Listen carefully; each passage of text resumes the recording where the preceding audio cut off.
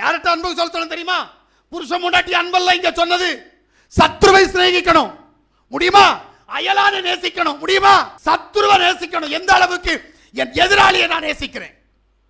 எந்த அளவுக்கு இந்த உலக மனுஷன் தேவனை அறியாதவனை நான் நேசித்து தேவ சமூகத்தில் கொண்டு வருகிறேன். அறிகிற அறிவு ரொம்ப முக்கியம்.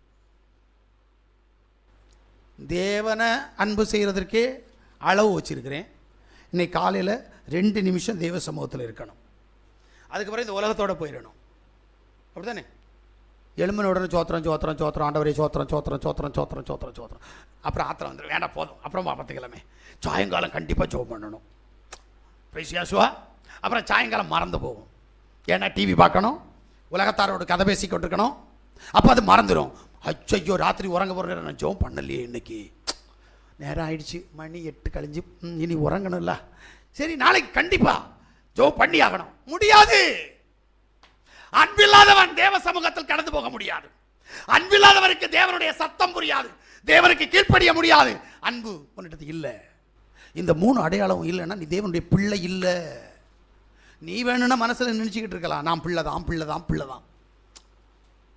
ரோட்டில் போகிற நாயெல்லாம் கத்திக்கிட்டு இருக்கும். எதுக்கு தெரியுமா? சாப்பாடு போடுவியா சாப்பாடு போடுவியா கொஞ்சம் லொல் லொல் லொல் அப்படின்ட்டு போ நாயே அப்படின்னு தள்ளி விட்டுட்டு போகிறோம்ல. இதுதான் தேவனுடைய சம்பவமாக மாறும் ஒரு நாள். ஏன் அப்படின்னா நல்லா புரிஞ்சுக்கிடுங்க. தேவன் என்னை அவருடைய பிள்ளையாக மாற்றின பிறகு என்னுடைய பழைய சுவாபம், நாய் சுவாபம் எனக்கு வரக்கூடாது. மேஜையின் அடியில் கிடக்கிறது தின்னக்கூடாது. மேஜையில உட்கார்ந்து சாப்பிட்ற தகுதி வேணும். நான் சொல்றது நல்லா புரிஞ்சுக்கிடுங்க.